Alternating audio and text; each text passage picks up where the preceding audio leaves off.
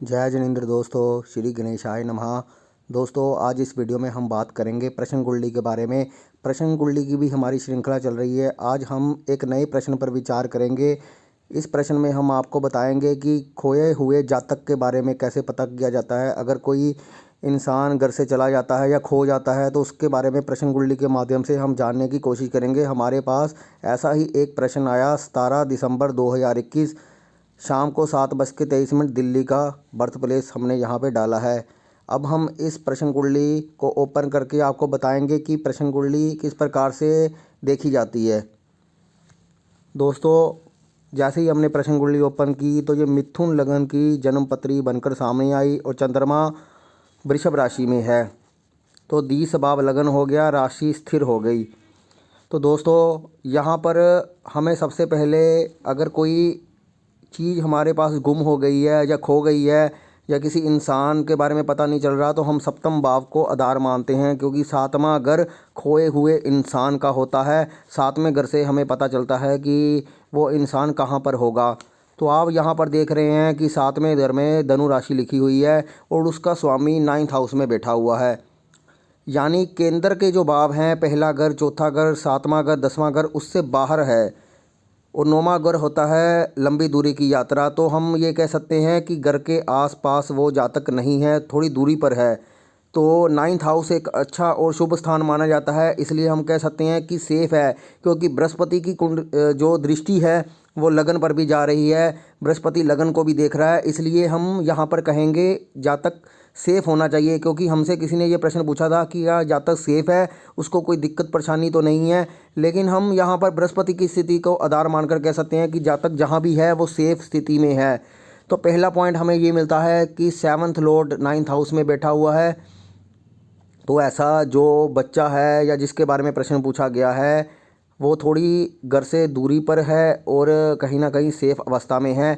और अब हम अगर दूसरा पॉइंट देखें तो जो बच्चा है उसका कारक हम बुध को मानेंगे, क्योंकि बुध बच्चे का कारक है या बुध युवा अवस्था का भी कारक माना जाता है। इसलिए वो जो बालक घर से गया उसको हम बुध को देखेंगे। यहाँ पे बुध सप्तम भाव में ही बैठा हुआ है, सप्तम भाव से वो लगन को भी देख रहा है। तो यहाँ पे भी हम कह सकते हैं कि वो बच्चा है वो सेफ़ है।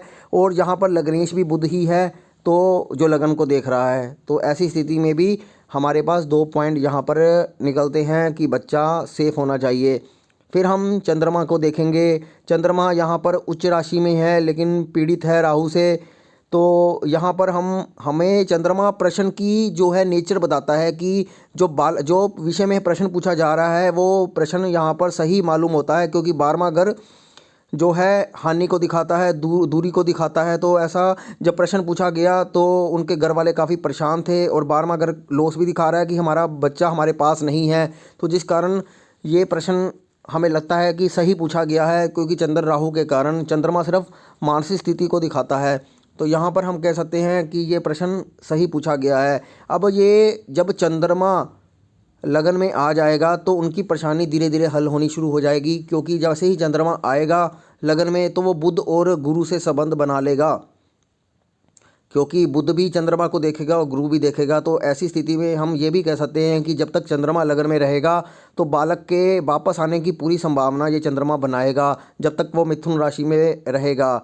और असलियत में बात यह है कि जब तक चंद्रमा मिथुन राशि में रहा उस जातक का पता चल गया कि वो सही है। लेकिन जैसे ही वो कर्क राशि में प्रवेश किया वो बालक अपने घर वापसी की ओर रवाना हो गया। तो हम ये कह सकते हैं कि चंद्रमा अपने घर पहुंचकर वो जातक की यात्रा को बता रहा है कि वो अपने घर की ओर प्रस्थान कर गया है। जैसे ही चंद्रमा कर्क राशि में आया और मिथुन राशि में उस जातक की बारे में पता चलना शुरू हो गया, क्योंकि मिथुन राशि कम्युनिकेशन की राशि भी है।